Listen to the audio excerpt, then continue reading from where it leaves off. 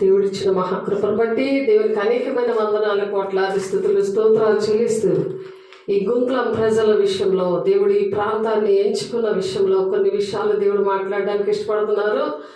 దానికి ముందుగా మనము దేవుణ్ణి ఆరాధిద్దాము. దేశంలో మరి తనకు ఆశీర్వాదం కలగాలని దేవుడు ఆశపడుతున్నాడు. మనకు ఆశీర్వాదం, దేశంలో ఆశీర్వాదం కలగాలని దేవుడు ఆశపడుతుండగా వేరొక పేరు పెడతానని చెప్తున్నారు దేవుడు. కాబట్టి యెషయా 65వ అధ్యాయము 16వ వచనంలో చెప్తున్నారు. కాబట్టి ఆ విషయాలు మనము దేవుని అడిగి తెలుసుకుందాము, దేవుని ఆరాధిద్దాము. అప్పుడు దేవుడు ఆ మాటలు మనకు అర్థమయ్యేలాగా మన హృదయాలు, లూదియా హృదయాన్ని ఆనాడు ఎలాగైతే తెరిచారో అట్టి విధంగా ప్రతి ఒక్కరి హృదయాలు తెరవబడి మరి దేవుని రాజ్యానికి సిద్ధపడడానికి, తండ్రి చిత్తాన్ని నెరవేర్చడానికి, మరి సంఘం విషయంలో దేవుడు మాట వినడానికి దేవుడు కృపనిచ్చునుగాక. ఆమేన్.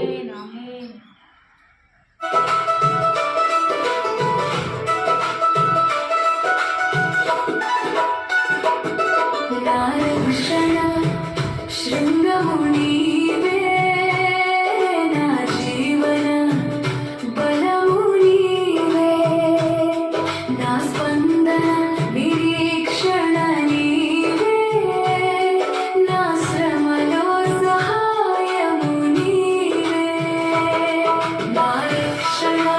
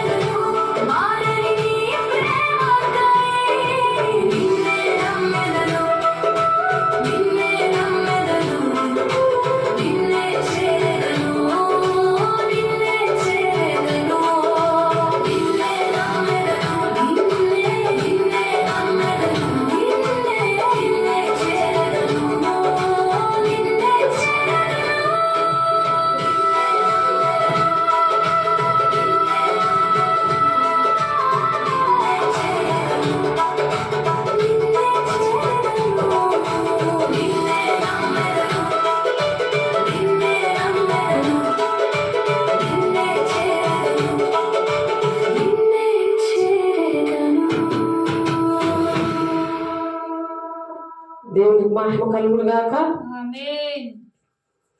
దేవుని చేరడానికి ఒక మార్గము ఈ గ్రామము. కాబట్టి దీని యొక్క ప్రణాళిక ఏంటంటే యెషయా 28వ అధ్యాయం, యెషయా 25వ అధ్యాయంలో ఇదిగో నేను క్రొత్త ఆకాశము క్రొత్త భూమిని సృజించుచున్నాను అని చెప్తున్నారు దేవుడు మనతో. ఇది నాన్న క్రొత్త ఆకాశము క్రొత్త భూమి అంటే మొదటి ఆకాశము గతించిపోయింది అని చెప్పి ప్రకటన 21వ అధ్యాయంలో దీని యొక్క నెరవేర్పు ఉన్నది. యెషయా గారు ప్రవచించారు. 65వ అధ్యాయము 17వ వచనంలో ప్రవచించాడు ఆయన. అది నెరవేర్పు ఎలాగుందంటే, ఆ నెరవేర్పు ఏంటంటే సౌండ్ తగ్గించండి. ఆ నెరవేర్పు ఎలాగుందంటే ఇక్కడ చూడండి, ప్రకటన 21వ అధ్యాయంలో ఉంది. అది ప్రకటన 21వ అధ్యాయం తీయండి ఒకసారి. ప్రకటన 21వ అధ్యాయము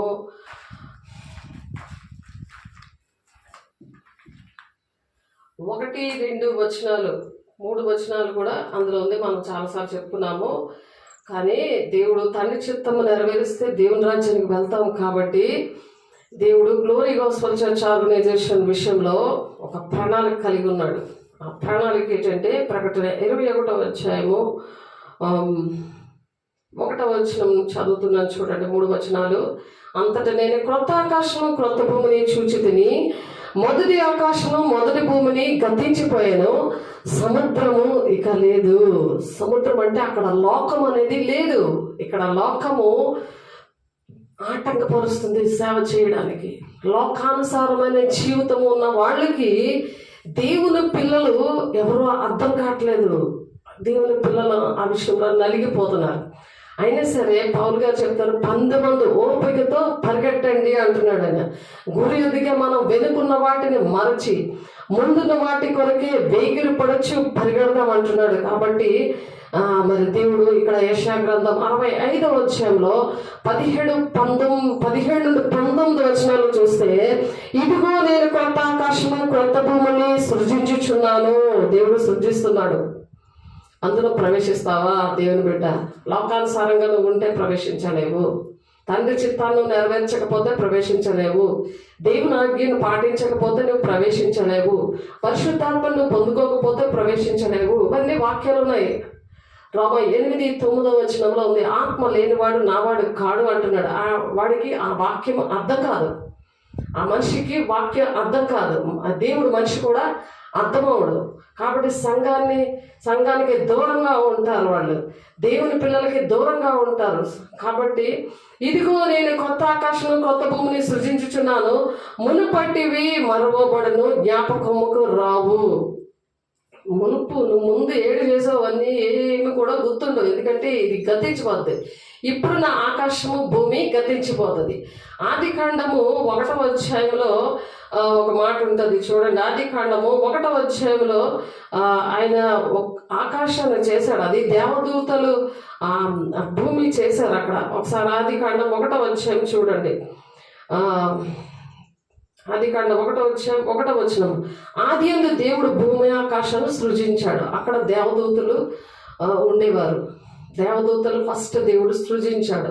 అది పరలోక రాజ్యంగా ఉండేది, పరిశుద్ధంగా ఉండేది. కానీ లూసిఫర్ మరి ప్రధాన దేవదూత, కెరూబుగా ఉన్న ప్రధాన దేవదూత, అంటే దేవదూతలకే ఒక లీడరు, ఏం చేసింది? తన అహంకారంతో తిరుగుబాటు చేస్తూ దేవుని కన్నా ఎక్కువగా ఆలోచిస్తుంది. ఆ అహంకారంతో ధీరమైన లేకుండా, దేవునికి లోబడకుండా అహంకారంగా ఉన్నందువలన దేవుడు మరి దాన్ని వెళ్ళగొట్టినప్పుడు 30వ వంతు పరలోకంలో ఉన్నారు, మరి భూలోకంలో దాన్ని తరిమేసినప్పుడు అది అక్కడ చాలా మరి భూలోకాన్ని అంతటినీ కూడా పాడు చేసింది.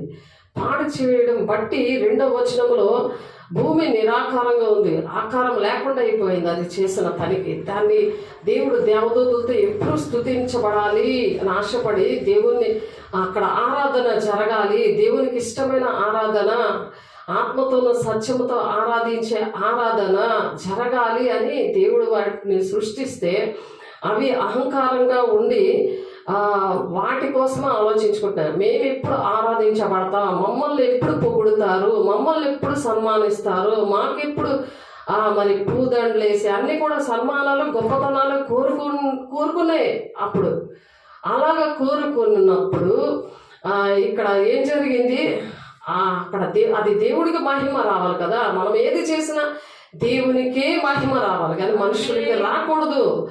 మనుషులు ఆ ఆత్మలు ఇప్పుడు కూడా భూలోకంలో పనిచేస్తున్నాయి. ఆ ఆత్మ లూసిఫర్ ఆత్మ లేకుండా ఉండడానికే పరిశుద్ధాత్మను పొందుకోవాలి. అది మనం టచ్ చేయకుండా, అది మనల్ని నడిపించకుండా దేవుడే మనల్ని నడిపించాలి, దేవుడే నడిపించాలి. అందుకనే దేవుని ఆత్మ మనల్ని నడిపిస్తుందా, దెయ్యమాత్మ మనల్ని నడిపిస్తుందా అని చెప్పేదే కృపావరాల్లో వివేచన వరము. ఆ వివేచన వరం వల్ల మనలో ఏంటున్నాయో మనకు అర్థమవుతుంది, ఎదుటి మనుషులో కూడా ఏంటున్నాయో అర్థమైపోద్ది. ఆ కృపావరాల్లో ఆ వరము కలిగి మనం వివేచన వరం లేకపోతే రేపొద్దున మరి అంత్యక్రీస్తు వచ్చినా సరే నేనే దేవుణ్ణి అని చెప్పినా సరే నమ్మేస్తారు. ఎత్తబడిన సంఘము వెళ్ళిపోయింది, దేవుడు ఎత్తబడే గుంపు వెళ్ళిపోయింది, పెళ్ళికుమార్త సంఘము వెళ్ళిపోయింది అని చెప్పినా సరే నువ్వు నమ్మేస్తావు. సాతానుడు అలా చెప్తాడు. కాబట్టి అక్కడ ఉన్నాడు, ఇక్కడ ఉన్నాడు, యేసయ్య గదిలో ఉన్నాడు అదంతా వాక్యము. అలాగంటే నువ్వు నమ్మేస్తావు. వాక్యం తెలీదు. పరిశుద్ధాన్ని పొందుకున్నప్పుడు ఆ వివేచన వరము వస్తుంది, ఆత్మీయ ఫలము వస్తుంది. ఫలంలో ఆ ప్రేమ, సంతోషం, సమాధానం అన్నీ కూడా ఆ మనిషిలో ఉంటాయి. ప్రశాంతంగా ఉంటారు వాళ్ళు. అలా దేవుని సన్నిధిలో పరిశుద్ధాత్మలో ఆనందంగా ఉంటారనమాట. వాళ్ళు ఎటువంటి పరిస్థితి వచ్చినా, ఎటువంటి శ్రమ వచ్చినా సరే దేవుని తండ్రి చిత్తాన్ని మాత్రం ఆపరనమాట. దేవుని రాజ్యాన్ని, మొదట నీతిని, రాజ్యాన్ని వెతుకుతారు. ఆ పర్లకు తండ్రి రేట్ చేస్తాడు, వాడికి ఏది కావాలో అవన్నీ కూడా ప్రొవైడ్ చేస్తుంటాడు. అది పాటల్లో మనం నేర్చుకున్నాం. ఆ పాటలో దేవుడు ఆ మాటలు పెట్టి ఉంచాడు. దేవుడికి మహిమ కలుగును గాక. మనల్ని బలపరిచే పాట ద్వారా బోధించాలని చెప్తున్నాడు, వాక్యం ద్వారా బోధించమని చెప్తున్నారు. అది పరిశుద్ధాత్మ శక్తితో కార్యాలు చేస్తుందని దేవుడు చెప్తున్నారు మార్కు 16:20లో. కాబట్టి అది అటువంటి వాక్యం ప్రకటిస్తున్నప్పుడు దేవుడు అక్కడే కార్యాలు చేస్తారు. టచ్ అనక్కర్లేదు, ఏదో ఇంకొక మాట అనక్కర్లేదు. వాక్యం అనే దేవుడే ఆ మనిషిలోకి వెళ్ళిపోతాడు. ఆ వాక్యం అనే దేవుడే ఇంట్లోకి వెళ్ళిపోతుంది. ఇప్పుడు ఆన్లైన్ ప్రతి ఒక్క ఇంటిని దర్శిస్తుంది ఈ వాక్యం. దేవునికి మహిమ కలుగును గాక. మీరు ప్రతి ఒక్క ఇంట్లో అది మతము, కులం, భేదం లేకుండా అది ప్రకటించాలని మత్తయి 28వ అధ్యాయము 28వ అధ్యాయం 18 నుండి 20 వచనాల్లో ఉన్నది ప్రధానమైన ఆజ్ఞ. గ్రేట్ కమిషన్ అనేది అది జరుగుతుంది మన పట్ల. దేవునికి మహిమ కలుగును గాక. అది మనం పాటించడానికి దేవుడు కృపనిచ్చిన దేవునికి వందనాలు. సాతానుకైతే ఇష్టం లేదు కానీ దాని ప్రణాళికలన్నీ చెదగొట్టి దేవుడు ప్రణాళిక ఇక్కడ జరిగిస్తున్నాడు. దేవునికి మహిమ కలుగును గాక. ఈ సాతానుడు భూమి నిరాకారంగా చేసేసాడు, కాబట్టి శూన్యముగా చేసేసాడు. చీకటి అగాధ జలముల మీద అల్లాడుతుంది. అప్పుడు చీకటి ఏం చేస్తుంది, అగాధ జలముల పైన కమ్మి ఉన్నది. దేవుని ఆత్మ జలముల పైన అల్లాడుతుంది. దేవుని ఆత్మ మాత్రాడు అస్తవ్యస్తంగా చేసేసాడు, నిరాకారంగా చేసేసాడు సాతానుడు. అలాగే ప్రతి ఒక్క జీవితాలు కూడా ఇప్పుడు చేసేస్తున్నాడు. కానీ దేవుని బిడ్డ, ఇది ఒక సమయం నీకు ఇచ్చాడు. ఈ రోజు మరొకసారి నీకు ఈ సమయం ఇచ్చాడు. యేసే శరీరం రక్తము తీసుకునే ముందు ఇవన్నీ కూడా ఒప్పుకొని నువ్వు తీసుకున్నావు అనుకో, ఈ రోజే నీకు నూతనమైన జీవితం, నూతనమైన ఆత్మ, నూతనమైన మనసుతో, నూతనమైన ప్రణాళికతో తండ్రి చిత్తం నీ పట్ల ఏది ఉందో అది నువ్వు నెరవేర్చదు గాక. అది నెరవేర్చాలి. ప్రతి ఒక్క బిడ్డ తండ్రి చిత్తం నెరవేర్చబడాలి అని దేవుడు ఆశపడుతూ మరొక సమయం ఇచ్చాడు. నీకు దేవుడు ఏ పనులు అప్పచెప్పడదు, ఖచ్చితంగా నువ్వు చేయాలి. నా పట్ల దేవుడికున్న ప్రణాళిక అది నెరవేర్చుతున్నాడు. నన్ను సాక్షిగా మరి నిలబెడుతున్నాడు. ప్రతి దగ్గర కూడా మనల్ని ప్రతి దినము కూడా ఒక సాక్షిగా నిలబెట్టేదే యేసే శరీరం రక్తము. దేవుని యొక్క ఆత్మను పొందుకున్నప్పుడు అది ఆ దిద్దుబాటు ఆత్మను కుమ్మరిస్తాడు. వాళ్ళకి సరి చేసుకుంటారు. దేవుని శక్తితో వాళ్ళు నింపబడి ఆయన కార్యాలు వివరిస్తారు. అనేకమైన గ్రామాలు సమరయ స్త్రీలాగా దేవుడు ప్రకటించడానికి దేవుడు మన మధ్యలో ఉన్నాడు. దేవుడు మనల్ని బాగు చేయడానికి వచ్చాడు. దేవుడికి మహిమ కలుగును గాక. కాబట్టి అక్కడ ఆత్మ ఆనాడు అల్లాడుతూ ఉంది. ఆ ఆత్మ ఇప్పుడు కూడా అల్లాడుతుంది అన్ని దినాల్లో. అందుకని ఇది కూడా పాడైపోయింది. నోవాహు దినాల్లో చెప్పి దేవుడు విసిగిపోయాడు. అంతా కూడా సర్వనాశం చేశాడు. ఆ 8 మంది నోవాహు కుటుంబం తప్ప ప్రతి ఒక్కరికి చెప్పినప్పుడు మరి దేవుని ప్రణాళిక నెరవేరిపోతే ఆ డోర్ క్లోజ్ అయిపోద్ది. పెద్ద ఓడ మరి అది క్లోజ్ అయిపోతుంది. మరి జంతువులు వినగానే మనుషులు వినలేదు ఆ దినాల్లో. ఇప్పుడు కూడా అలాగే నోవాహు దినాల్లో ఉన్నాం, అంచె దినాల్లో ఉన్నాము. కాబట్టి ఈ మొదటి ఆకాశము గతించిపోయింది. ఇదిగో నేను నీకు కొత్త ఆకాశము కొత్త భూమిని సృజిస్తున్నాను, మునుపటి ఇది మరువబడును. అంటే ఇప్పుడున్న ఆకాశము భూమి మరువబడుతుంది. నేను సృజించుతున్న దాన్ని గూర్చి మీరు ఎల్లప్పుడూ హర్షించి ఆనందించుడి. నిత్యముగా నేను యెరూషలేమును ఆనందకరమైన స్థలముగాను ఆమె ప్రజలను హర్షించే వారిని గాను సృజించుచున్నాను. ఆమె ప్రజలను హర్షించే వారిగా చేస్తాడట. పెళ్లి కుమార్తె సంఘము అనే ఆమె యొక్క ఏం రాశారు? 18వ వచనం, యెషయా 65వ అధ్యాయము మరి 18వ వచనంలో ఏం చెప్తున్నారంటే ఆనందకరమైన స్థలముగా చేస్తాడంట. హర్షించే వారిని గాను సృజించుచున్నాను. మరి పైన వచనంలో చూడండి, ఆమె ప్రజలను హర్షించు వారిని గాను సృజించుచున్నాను.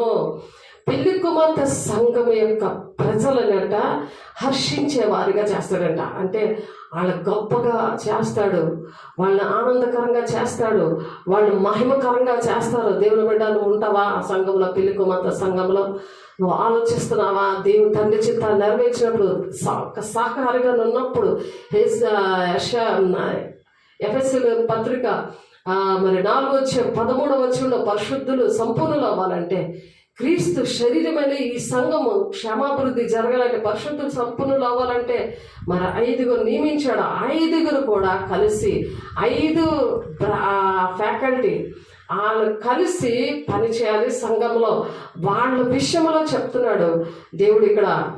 ఆమె ఆనందకరమైన స్థలముగాను ఆమె ప్రజలను హర్షించే వారుగాను సృజిస్తాడంట. హర్షించే వారుగా చేస్తాడట. నేను యెరూషలేమును గూర్చి ఆనందించదను, నా జనులను గూర్చి హర్షించదను. నా దేవుని బిడ్డలుగా ఉన్న మన కోసము దేవుడు హర్షిస్తాడంట. నా బిడ్డలు చూసావా ఎంత చక్కగా మాట వింటున్నారు.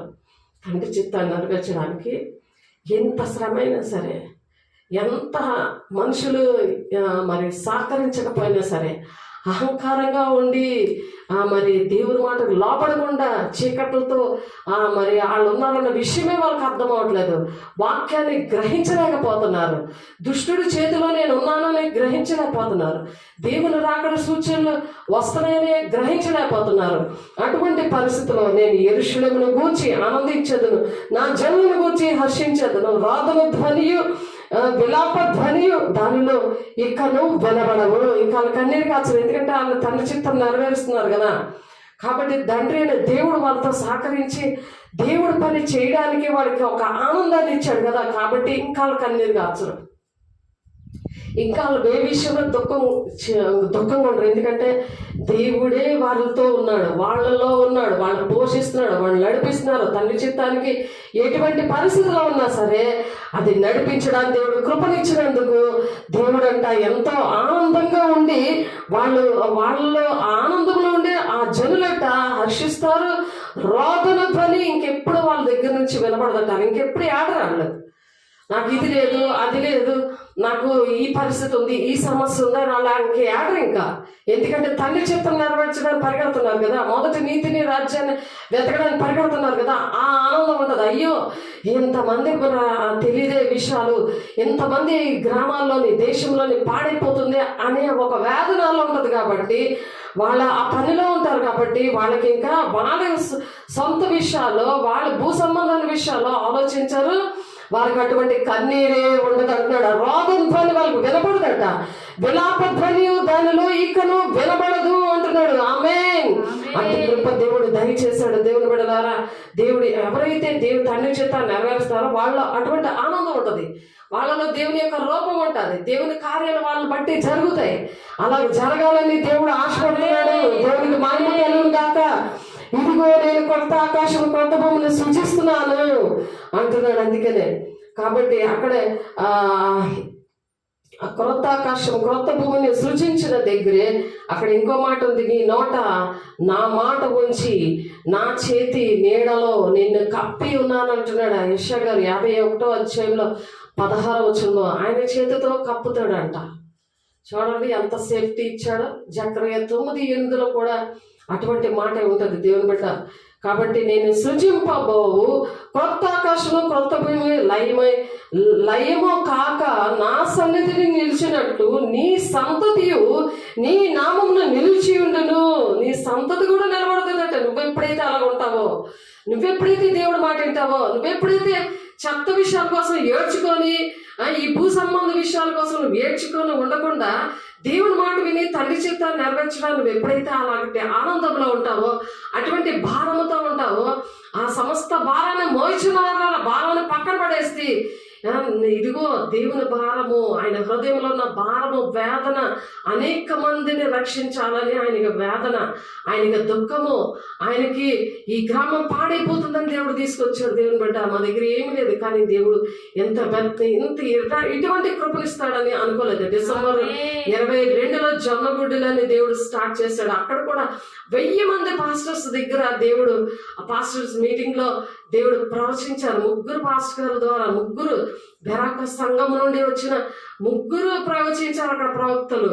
ఆ ప్రవక్తల పరిచర్యలో అపోస్తల బోధలో ఉన్న ఈ సంఘానికి, ఈ సంఘ బిడ్డలకి దేవుడు అక్కడ ప్రవచించారు. ఇదిగో ఈ డిసెంబర్లో మరి నువ్వు ఎక్కడైతే సేవ చేస్తున్నావో, ఎక్కడైతే మరి దోచుకున్నారో, మరి దేవుని డబ్బులేంటి, దేవుని పిల్లలైతే దోచుకున్నారో అక్కడే నేను సంఘం ఇస్తానని.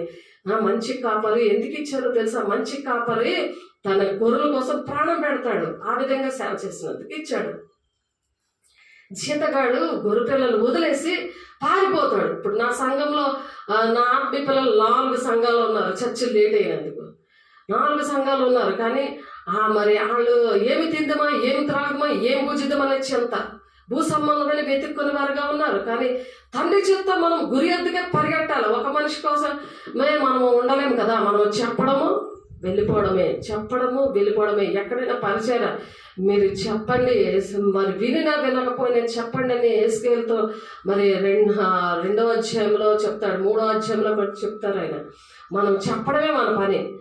అక్కడ ధవళ సింహాసనం దగ్గర నిలబెట్టి మరి ప్రతి ఒక్కరిని అడుగుతారు, నీకు చెప్పమన్నాను కదా, వాళ్ళు వినరా, నేను ఎందుకు వదిలేస్తాను. ఇప్పటికీ కూడా చెప్తా ఉన్నాడు. ఆన్లైన్లో కూడా దేవుడు ఎందుకు చెప్తున్నాడు? ఇంకా దేవుని బిడ్డలు, అటువంటి బిడ్డలు అందరినీ దేవుడు ప్రేమిస్తున్నారు. దేవుడు ఎంత ప్రేమమయ్యాడో దేవుని బిడ్డ. ఇదే అనుకూల సమయం, ఇదే రక్షణ దినము. దేవుడు మరొక రోజు ఆ పని మరొకసారి నిన్ను ప్రేమిస్తూ మరొక్కసారి అవకాశం ఇచ్చినందుకు దేవునికి కోట్లాది వందనాలు చెల్లిస్తున్నాను. దేవుని బిడ్డ నీ కోసము ఎప్పుడు అది అలా ఉన్నప్పుడు నా సన్నిధి నిలిచినట్లు, నా సన్నిధి, ఆయన సన్నిధి వచ్చాడు కాబట్టి మాటలు చెప్పగలుగుతాను నేను, లేకపోతే ఆయన చెప్పలేడు. ఆ దేవుని శక్తి ఉండబట్టి దేవుడు మిమ్మల్ని ఎలా ప్రేమిస్తున్నాడో ఆ మాటలే పలికిస్తున్నాడు. మిమ్మల్ని ప్రేమించి మీకోసం దేవుడు మాట్లాడుతున్నాడు. అది ఆలోచించండి. ఇర్మియా 17:16లో ఉంది, నీకు కాపరిగా ఉండడం నేను మానలేదు, నువ్వు ఘోరమైన దినాలు చూడాలని కోరలేదు. దేవుని బిడ్డ, నువ్వు ఘోరమైన దినాలు చూడాలని దేవుడు కోరట్లేదు. నీ సన్నిధిలో నా మాటలు ఉన్నాయి అంటున్నాడు ఆయన. ఇదిగో దేవుని సన్నిధి ఇక్కడ ఉన్నది కాబట్టి ఆ మాట చెప్తున్నాడు. భూమి లయమయ భూమి అంట కొత్త ఆకాశం, నేను సృజింపబోవు కొత్త ఆకాశము కొత్త భూమి లయము కాక నా సన్నిధిని నిలిచినట్లు. అది లయము కాకుండా, క్రొత్త ఆకాశం క్రొత్త భూమి మాత్రం లయము కాదు. అది పాత ఆకాశం పాత భూమి ఇప్పుడు ఉన్నది లయమైపోతుంది. ఎందుకంటే దేవుడు కొంతమందిని సేవకుల్ని ఎంచుకున్నాడు. ఆయన కొత్త పేరు పెడతాడట. ఆయన కొత్త పేరు బాప్తిజం తీసుకున్నాక కొత్త పేర్లు పెట్టుకోకపోతే మళ్ళీ పాత ఉన్న దెయ్యాలు అన్నీ వచ్చి మళ్ళీ అవే తాగుడు, అవే కైనీలు, అవే అబద్ధ బోధ, మరి అవే పాములు కనబడుతూ ఉంటాయి, అవే సింహాలు ఏంటి మరి అటువంటివన్నీ కూడా వాళ్ళకి కనబడుతూ ఉంటాయి. ఒక ఆమెకు ఒళ్ళంతా పాకేసే ఒకలాంటి అది రోకల బండ్లు లాంటివి అవి వచ్చి ఒళ్ళంతా పాకేస్తున్నాయి. మరి వినకపోతే మనం ఏం చేయలేం కదా. దేవుడు మరి పొలంలోని విత్తనాలు బయలుదేరినప్పుడు విత్తనాలు వేసేస్తాడు, కానీ ఒక్క మొక్క వేసి అక్కడే కూర్చుండిపోతే మరి ప్రజలందరూ ఏడు తింటారు. ఒకే విత్తనం పండలేదని అదే ఒక విత్తనమే వేసేసి కూర్చోడు కదా. ఎన్ని విత్తనాలు చల్లుతాడు విత్తనాలు బయలుదేరినప్పుడు. మరి విత్తువాడు ఇక్కడ బయలుదేరుతాడు. అనేక మందికి వాక్యమైన విత్తనము వెదజల్లుతూ ఉంటే అది ఐహిక విచారాలు, ధనమోసం వల్ల అది ముళ్ళ పొదొచ్చి ఆ మొక్కను అనిచేస్తుంది. దేవుని బిడ్డ నిన్ను అనిచేస్తుంది. అందుకే నువ్వు వాక్యం, ఎటువంటి వాక్యం ద్వారా దేవుడు నీతో సూటిగా మాట్లాడుతున్నా సరే ఆ కఠినమైన గుండె పగలట్లేదు, ఆ మారు మనసు అనేది రావట్లేదు మనుషుల నుంచి. అది ఎంత దేవుడు విచారకరమో చూడండి. నేను సృజించబో క్రొత్త ఆకాశం కొత్త భూమి లయము కాక నా సన్నిధిని నిలిచినట్లు నువ్వు నీ దేవుని సన్నిధిలో నిలబడాలి అని, అలా నిలబడినట్లట నీ సంతతియు నీ నామమును నిలిచి ఉండును. నీ సంతతి నీ నామమును నిలిచి ఉండును అంటున్నాడు. దేవునికి మహిమ కలుగుగాక. అదే 1000 తరాల వరకు దేవుని ఆజ్ఞలు పాటించినప్పుడు. లేకపోతే 3-4 తరాల వరకు తండ్రులు దోషం కుమారుల మీదకి వచ్చేస్తుంది. అది అలాగా మనం ఉండాలా? 1000 తరాల వరకు దీవెనకరంగా ఉండాలని ఇక్కడ యెషయా గారు ప్రవచిస్తున్నారు. 66వ అధ్యాయం 22వ వచనంలో దేవుని బిడ్డ మనకి అటువంటి ఆశ మనకు ఉందా? మన పిల్లల దీవెనకరంగా ఉండాలని గుడ్డి ప్రార్థనలు చేయడం కాదు. సాతాను పెట్టుకొని అదే 109వ కీర్తన 6వ వచనం ఉంటుంది. భక్తిహీనుల కుడిపక్కనంట సాతాను నుండి ప్రార్థన చేయిస్తాడు. అప్పుడు ఆ ప్రార్థన ఏంటవుతుంది? పాపం అయిపోద్ది. ఎంత పాపం మూట కట్టుకుంటావు? తండ్రి చేత నెరవేర్చి ప్రార్థన చేయాలి. పరిశుద్ధాన్ని పొందుకొని ప్రార్థన చేస్తే ఆయన ఏం చెప్తున్నారు అవన్నీ కూడా గుర్తు చేసుకోవాలి. యోహాను 14:26లో నేను నీకు జ్ఞాపకం చేస్తానంటున్నాడు. కాబట్టి అలా ప్రార్థన చేసుకొని అవి జ్ఞాపకం చేసినప్పుడు తీర్మానం చేసుకొని అవన్నీ ఒప్పుకొని విడిచిపెట్టి దేవుని శక్తిని పొందుకున్నప్పుడు వాక్యం చక్కగా అర్థమవుతుంది. దేవుని బిడ్డ అట్టి కృపణ ప్రతి ఒక్కరికి దయచేయను గాక. అయినను మనం ఆయన వాగ్దానం బట్టి కొత్త ఆకాశం కొరకు కొత్త భూమి కొరకు కనిపెట్టుచున్నాము. వాటి యందు నీతి నివసిస్తుంది. ఎంత ఆనందమో! అక్కడ ఏడుపు ఉండదు, కన్నీరు ఉండదు, కలత ఉండదు. యేసు శరీరం రక్తం అందుకే ఎడతెగక తీసుకుంటాం. ఎడతెగక అంటే ఆ నీతి కోసమే, ఆ నీతి రాజ్యంలో పరిశుద్ధంగా మనం నడవడానికి ఆయన ప్రణాళిక అది.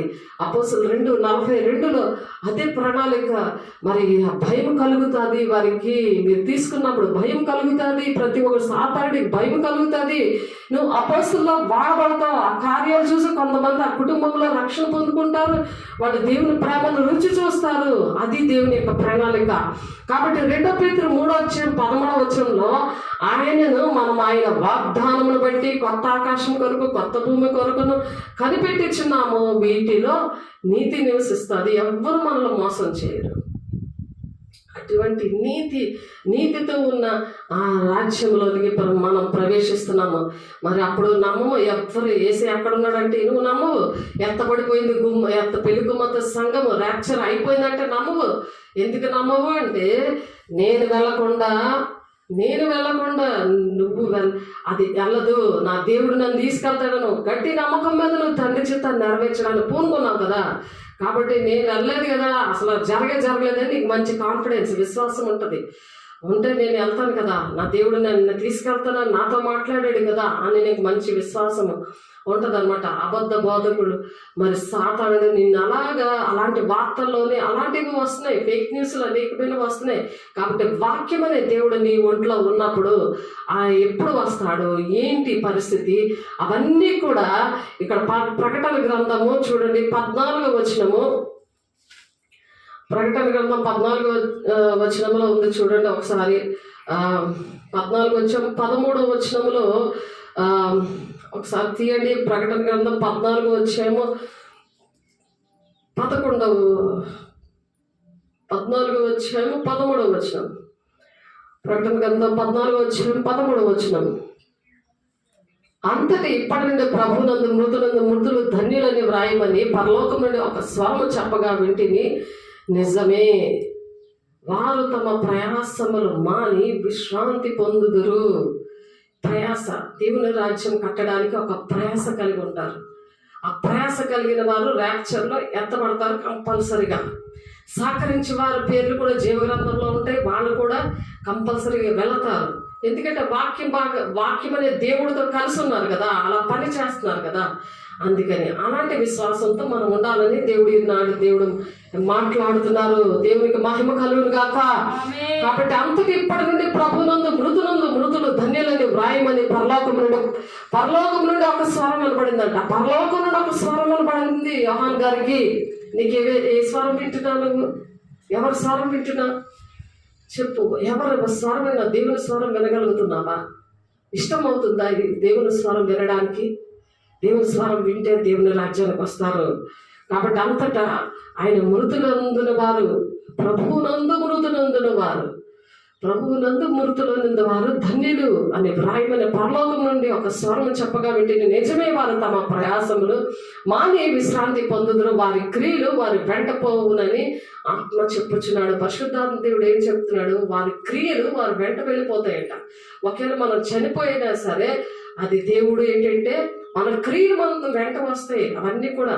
కాబట్టి మనం చేసినవి ఏవి కూడా నిష్ప్రయోజనం అవుతుంది. మనుషులకి చేస్తే అవన్నీ నిష్ప్రయోజనం అవుతాయి. మనుషుల కోసం నువ్వు భూ సంబంధమైన వెతుక్కుంటే ఆ భూమి గతించిపోద్ది. కానీ కొత్త ఆకాశం కొత్త భూమి కోసం నువ్వు చేయడానికి, దేవుని రాజ్యం కట్టడానికి నువ్వు ప్రయాసపడ్డావనుకో, ఆ ప్రతి రూపాయి కూడా ఈ అంచె దినాల్లో 2026లో ఉన్న ఫెసిలిటీ ఉండదు.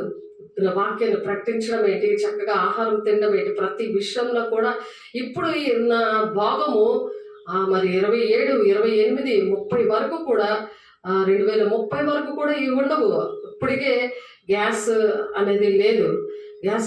చూడండి ఎన్ని విషయాలు మరి జరుగుతున్నాయో. అవన్నీ కూడా ఎక్కడున్నదంటే ప్రకటన గ్రంథము 6వ అధ్యాయంలో ఉన్నాయి ఆ విషయాలు. ప్రకటన గ్రంథము 6వ అధ్యాయం చూడండి, అందులో 1వ వచనం నుండి చూడండి. ఆ గొర్రె పిల్ల 7 ముద్రల్లో మొదటి దాన్ని విప్పినప్పుడు నేను చూడగా ఆ 4 జీవుల్లో ఒకటి రమ్ము ఉరుము వంటి స్వరముతో చెప్పుడు వింటిని. దేవదూత ఉరుము వంటి స్వరము. ఆ దేవదూత స్వరం ఎలా ఉందంటే ఉరుమతే ఎలా ఉంటుందో అలా చెప్తున్నారు. 1వ ముద్ర విప్పాడు. ఆ 1వ ముద్ర విప్పినప్పుడు అలా జరిగింది. కాబట్టి ఆ ముద్ర ఆల్రెడీ ఇప్పుడు జరిగిపోయింది. ఆ ముద్ర 1వ ముద్ర. కాబట్టి ఎందుకు ఈ విషయాలు చెప్పడం అవుతుందంటే, మరి అపోస్తల కార్యంలో ఉంటుంది ఒక మాట 4:20 వచనంలో, మేము కన్న వాటిని విన్న వాటిని చెప్పక ఉండలేమని వారికి ఉత్తరం ఇచ్చారు. ఆనాడు పౌలు గారు మరి పరిచర్యలో మరి యోహాను, పేతురు, వీళ్ళు మరి పౌలు పరిచర్యలో అపోస్తులు, వీళ్ళందరూ కూడా అపోస్తుల పరిచర్యలో మేము కన్న వాటిని విన్న వాటిని మేము చెప్పకుండా ఉండలేము అని చెప్తున్నాడు. అలాగే మరి ఇక ప్రకటన 4వ అధ్యాయంలో కూడా ఈ 5-7 వచనాల్లో చూస్తే ఆ సింహాసనంలో నుండి మెరుపులను, ధ్వనులను, ఉరుములను బయలుదేరుచున్నవి. మరి ఆ సింహాసనం ఎదుట 7 దీపములు ప్రజ్వలించుచున్నవి. అవి దేవుని 7 ఆత్మలు. ఆ 7 ఆత్మలు గల మరి అటువంటి ఆత్మలు అంటే దీప వృక్షములుగా ప్రార్థన చేస్తున్న దేవుని ఆత్మలు. మరియు ఆ సింహాసనం స్ఫటికము పోలిన గాజు వంటి సముద్రము ఉన్నట్టుండేను. ఆ సింహాసనకు మధ్యన సింహాసనం చుట్టూను ముందు వెనుక కన్నులతో నిండిన 4 జీవులు. అంటే వాళ్ళకి దర్శనము, ప్రవచనము వస్తుంది. ఆ 4 జీవులకి ఎలా ఉంటాయంటే ఒళ్ళంతా కళ్ళే ఉంటాయి వాళ్ళకి.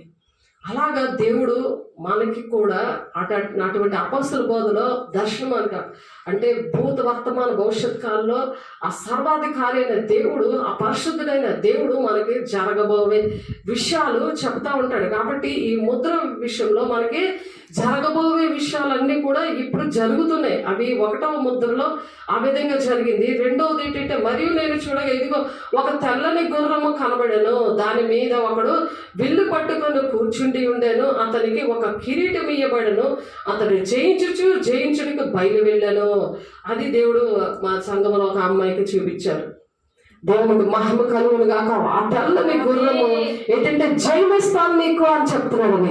నువ్వు పాప జీవితంలో నువ్వు మానే, ఆ పాప జీవితంలో అలాంటి మనుషులతో నువ్వు ఉండకు. నువ్వు ఈ విధంగా ఉంటావు, నీకు జయమిస్తున్నాను నేను, ఎందుకంటే నువ్వు సహకరిస్తున్నావు కదా, సేవకి సహకరిస్తున్నావు కదా, అందుకు ఇచ్చాడు. ఎంత ఎంత పాపము శాపములో ఉన్న పరిస్థితి నుండి దేవుడు తెల్లార్చం 4 గంటలకు తీసుకొచ్చాడు నా దగ్గరికి. ఇలా వాలి ఆ బాధతో నలిగిపోయి అలా వాలిపోయింది. అలాగ వాలిపోగానే దేవుడు ఇది చూపించారు, దేవుడు దర్శనంలో చూపించారు ఈ విషయం. ఆ తెల్లని గుర్రం చూడండి కనబడిన, దాని మీద ఒకడు విల్లు పట్టుకొని కూర్చుండి ఉండను, అతనికి ఒక కిరీటం ఇవ్వబడను, అతను జయించుటకు బయలు వెళ్ళాను. జయశాలిగా ఉన్న దేవుడు నీకు ఒక వాగ్దానం ఇచ్చాడు. జాగ్రత్త, మళ్ళీ నువ్వు వెనక్కి తిరిగి చూడకు, లోతు బారిలాగా ఉపస్తంభం అయిపోతావు. అంటే నువ్వు భూ సంబంధమైన వెతక్కు అని చెప్పాడు. నేను నిలబడతాను అని చెప్పి ప్రమాణం చేసిన దేవుడి దగ్గర, నా దగ్గర. దేవుడికి మహిమ కలుగును గాక. ఎంత గొప్ప విషయమో చూడండి. జీవితాలను దేవుడు ఎలా కొడతాడు, ఎలా సాక్షిగా ఉంటాడు. అసలు దేవుడు మాట్లాడతాడనే తెలియదు. ఏదో చర్చికి వెళ్ళాం కదా, వస్తున్నాం కదా అనుకుంటారు, కానీ తనకి చిత్తం ఏంటో తెలియదు. దేవుడు మాట్లాడే అనుభవం తెలియదు.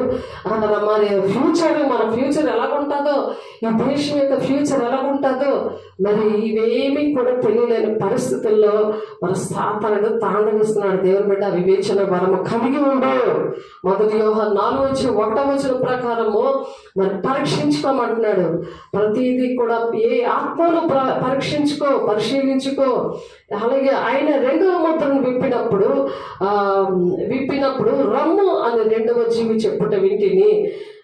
అప్పుడు ఎర్రనిదైన వేరొక గుర్రము బయలు వెళ్ళాను, మనుషులు ఒకరినొకడు చంపుకొనినట్లు భూలోకంలో సమాధానము లేకుండా చేయుటకు ఈ గుర్రం మీద కూర్చున్న వానికి అధికారం ఇయ్యబడెను. చంపడానికి యుద్ధాలు వచ్చేస్తున్నాయి, అందరూ చంపుకుంటున్నారు కదా. అది ఆ ఎర్రని గుర్రం బయలుదేరింది. మరి అది ఎన్నవ ముద్ర? అది 2వ ముద్ర. 2వ ముద్ర ఇప్పుడు జరుగుతుంది దేవుని బిడ్డ. అప్పుడు ఎర్రనిదైన వేరొక గుర్రము బయలు వెళ్ళను, మనుషులు ఒకరినొకడు చంపుకున్నట్లు భూలోకంలో సమాధానం లేకుండా చేయుటకు. కుటుంబంలో సమాధానం లేదు, గ్రామంలోని దేశంలోని ఎక్కడ సమాధానం లేదు. కానీ ఆ దేవుడు ఆ సూచనలు చూపిస్తున్నాడు. కాబట్టి మనం ఏంటంటే వెనుకున్న మరచి ముందున్న వాటికే వేగలతో పరిగెట్టమంటున్నాడు దేవుని బిడ్డ. అటు కృప మనందరికీ దయచేయుగాక. దేవునికి మహిమ కలుగును గాక. సమాధానము లేకుండా చేయుటకు ఈ గుర్రం మీద కూర్చున్న వానికి అధికారం ఇయ్యబడెను. ఎవరు అధికారం ఇచ్చాడో తెలుసా? దేవుడు కాదు, దెయ్యము అధికారం ఇచ్చింది ఇవన్నిటి మీద. అది లోకము.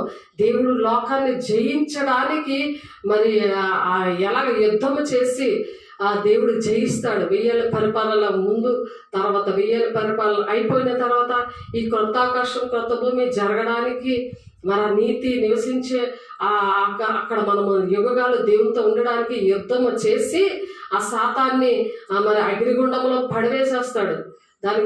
దానికి టైం ఇచ్చాడు, కానీ 1 సంవత్సరం. అది అయినా సరే మారు మనసు పొందలేదు కాబట్టి దాన్ని అగ్నిగుండంలో వేసేస్తాను అని చెప్పి మరి అబద్ధ ప్రవక్త, సాతాను, అంత్యక్రీస్తుని వీటిలో వేసేసానని మరి ఎక్కడ ప్రకటన 20 మనం చెప్పుకున్నాం దేవుని బిడ్డ.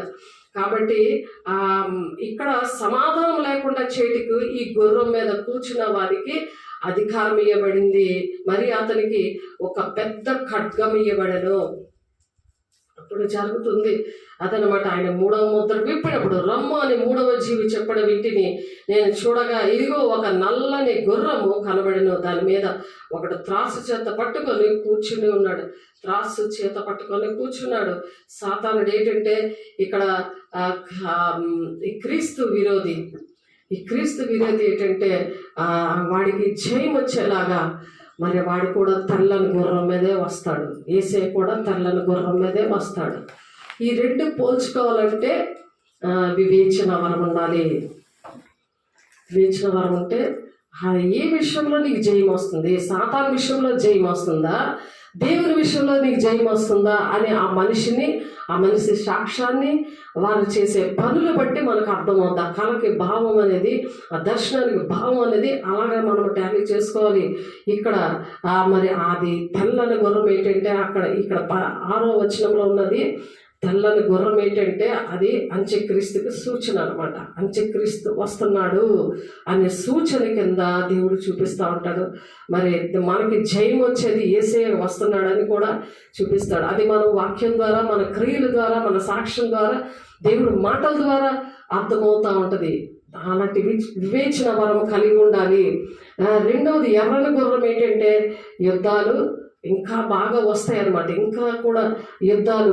తర్వాత ఈ నల్లని గుర్రం ఏంటంటే కరువు, భూకంపము. మరి ఇప్పుడు అవన్నీ కూడా మత్తయి సువార్త 24 అధ్యాయము 6వ వచనం నుండి ఉంది ఆ మాటలు చూడండి ఒకసారి. మత్తయి సువార్త 6వ అధ్యాయం, మత్తయి సువార్త 6వ అధ్యాయము 24వ అధ్యాయం, మత్తయి సువార్త 24వ అధ్యాయంలో ఉందన్నమాట. అది ఇక్కడ ప్రకటన గ్రంథంలో నెరవేర్చబడుతుంది. ఇక్కడ ప్రవచనంగా ఉంది. ఇక్కడ దేవుడు శిష్యులతో డైరెక్ట్గా చెప్పిన విషయాలు ఇవి. మత్తయి సువార్తలో శిష్యులు అడుగుతారు, అంచె దినాల్లో ఎలా ఉంటారు, నీ రాకడ ఎలా ఉంటుంది అంటే చెప్తారు. అందులో ఇప్పుడు 24 వచ్చేమో 6వ వచనము ఇప్పుడు జరుగుతుంది. ఇక్కడ నల్లని గుర్రం విషయంలో ఇక్కడ జరుగుతుంది చూడండి. జనం మీదకి జనము, రాజ్యం మీదకి రాజ్యము తెచ్చును అంటున్నారు అక్కడ. మరి మీరు యుద్ధముల గురించి, యుద్ధ సమాచారం గురించి వినబోదురు. మీరు కలవరపడకుండా చూచుకొనడి, ఇవి జరగవలసి ఉన్నది కానీ అంతం వెంటనే రాదు అని చెప్తున్నారు. అంతం అనేది ఇప్పుడు 2030 వరకు కూడా 30నే అంత్యక్రీస్తు వస్తాడు. 30 వరకు కూడా మనకి టైం ఉన్నది. కానీ ఈ మధ్యలో ఏడు జరుగుతాయంటే కరువు వస్తుంది, యుద్ధాలు జరుగుతాయి.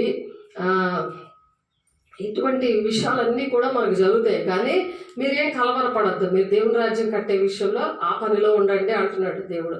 అనేక మంది నశించిపోతున్నారు కాబట్టి ఈ దినాన రక్షించడానికి నువ్వు సిద్ధపడు అని చెప్తున్నారు. అది ఈరోజు వచ్చిన దర్శనం అనమాట, ఈరోజు వచ్చిన కళ అది. కాబట్టి సంఘం విషయంలో దేవుడు మాట్లాడే దేవుడు.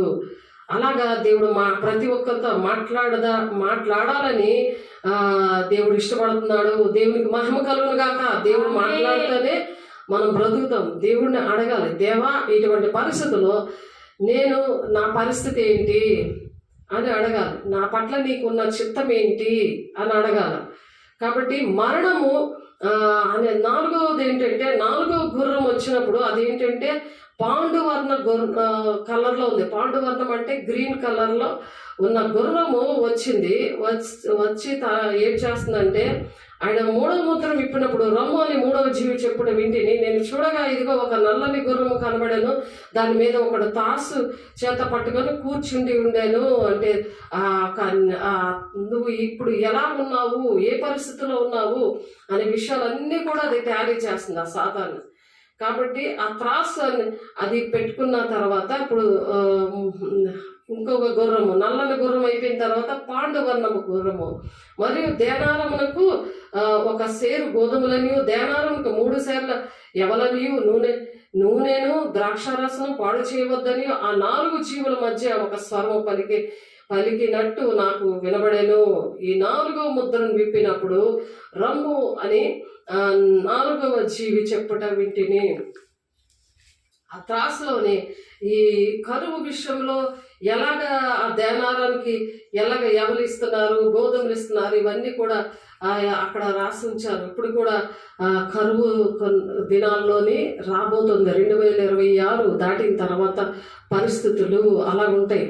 కాబట్టి ఆయన 4వ ముద్ర విప్పినప్పుడు 4వ జీవి చెప్పుట వింటిని. అప్పుడు నేను చూడగా ఇదిగో పాండువర్ణము గల ఒక గుర్రము కనబడను, దాని మీద కూర్చున్న వాని పేరు మృత్యువు, పాతాళలోకం వాని వెంబడించాను. ఖడ్గం వలన, కరువు వలన, మరణము వలన, భూమిలో నుండి క్రూర మృగముల వలనను భూనివాసం మనుషులను చంపుటకు భూమి యొక్క 4వ భాగం పైన అధికారము వారికి ఇయ్యబడెను. అధికారము వచ్చింది. సాతానికి మనం అధికారం ఇస్తే సాతాను మనల్ని ఏలుబడి చేస్తాడు. దేవునికి మన అధికారం ఇస్తే, అంటే దేహమే దేవుని ఆలయంగా ఉందనుకో, దేవుడే నీ ఒంట్లో నివసిస్తాడు. నీకు అటువంటి విషయాల్లో నీకు ఏది కూడా అటాక్ అనేది రాదు. కాబట్టి ప్రత్యేకంగా దేవుడు ఉంచాలంటే, ఈ సాతాను నుండి విడుదల పొందుకోవాలంటే మనము వివేచన వరముకు ముందు పరిశుద్ధాత్మని కంపల్సరీగా పొందుకోవాలి. పొందుకున్నప్పుడు వాక్యం అర్థమవుతుంది. దేవుడి దగ్గర మనం మాట్లాడుతున్నాము, దానికి జవాబులు వస్తాయి. దేవుడు మాట్లాడి మనం బలపరిచేవాడిగా, మనల్ని స్థిరపరిచేవాడుగా, ఈ కొత్త ఆకాశం కొత్త భూమిలో మనము ఉండేలాగా దేవుడు ప్రతి ఏర్పాట్లు కూడా మన ద్వారానే జరుగుతాయి. మనము వింటేనే జరుగుతాయి. మనము ఆ విధంగా దేవుని మాటకు లోబడితేనే జరుగుతాయి. కాబట్టి జనం మీదకి జనము, రాజ్యం మీదకి రాజ్యం లేచిన, అక్కడక్కడ కరువులు, భూకంపములు కలుగులు, ఇవన్నీ వేదనలకు ప్రారంభం. అప్పుడు జనులు మిమ్మల్ని శ్రమల పాలు చేసి చంపెదరు. మీరు నా నామం నిమిత్తము సకల జనముల చేత ద్వేషించబడుదురు. అనేకులు అభ్యంతరపడి ఒకరినొకడు అప్పగించి ఒకరినొకడు ద్వేషించురు. అనేకులైన అబద్ధ ప్రవక్తలు వచ్చి పలువురిని మోసపరుస్తారు. అక్రమ విస్తరించడం చేత అనేకుల ప్రేమ చల్లారుతుంది. అంతం వరకు సహించేవాడెవడో రక్షించబడను. ఇవన్నీ కూడా ముందుగా మనకు తెలిసినప్పుడు మనం దుష్టుడు ముట్టకుండా తను తాను అలా భద్రము చేసుకోవాలి. మరి ప్రకటన 3:10 వాక్యం ఎవరైతే విని దాని ప్రకారం నడుస్తారో శోధన కాలంలో ఆయన దాస్తాడట. ఇంతక కప్పుతాను అని మనం విన్నాం. ఆయన చేతులు మనల్ని కప్పుతానని చెప్పాడు దేవుడు. కాబట్టి జకరియా 9:8 కూడా అటువంటి మాటే ఉంది. కాబట్టి దేవుని అండర్లో మనం ఉండాలి, దేవుని ఆలయంగా. కాబట్టి వారు నాదా సర్వస్వరూపి పరిశుద్ధుడా, ఎందాక తీర్పు తీర్చకి మా రక్తం నిమిత్తం భూనివాసములకు ప్రతిదండన చేయకు ఉందో అని బిగ్గరగా కేకలేస్తా ఉన్నారు. హతసాక్షులు అయిపోయిన వాళ్ళు దేవుని కోసం. తెల్ల వస్త్రములు వారిలో ప్రతి వారికి ఇయ్యబడిన మరొక వారి వలనే చంపబడబో వారి సహా దాసుల యొక్కయు సహోదరుల యొక్క లెక్క పూర్తయ్యే వరకు ఇంకా కొంచెం కాలము విశ్రాంతి వల్లని వార్త చెప్తున్నాడు. అంటే దేవుని కోసము చనిపోయారు వాళ్ళు. ఇంకా లెక్క ఇంకా పూర్తవలేదు. ఎందుకంటే ఇంకా కూడా దేవుని ప్రేమించి బ్రతుకుటే క్రీస్తు, చావైతే లాభమే అని పనిచేస్తున్న వాళ్ళు ఉన్నారు. వాళ్ళ లెక్క ఇంకా ఉంది. కాబట్టి వెయిట్ చేయండి అంటున్నాడు. అక్కడ ఎందాక మేము ఇలా ఉంటాము అనేసి మరి ఆ బలిపీఠం దగ్గర మరి దేవుని పిల్లలు దేవుని కోసం భూనివాసులకు ప్రతిదండన చేయకై ఉందు అని బిగ్గరగా కేకలేస్తూ చెప్తున్నారు ఆ బలిపీఠం దగ్గర ఈ ఆత్మలు. కానీ ఇంకా కొంతమంది ఉన్నారు నా పిల్లలు, వాళ్ళకి దేవుడి ప్రణాళిక ఎలా ఉంటుందో అలాగే జరుగుతుంది. ఒక్కొక్కరి పట్ల ఒక్కొక్క ప్రణాళిక ఉంటుంది.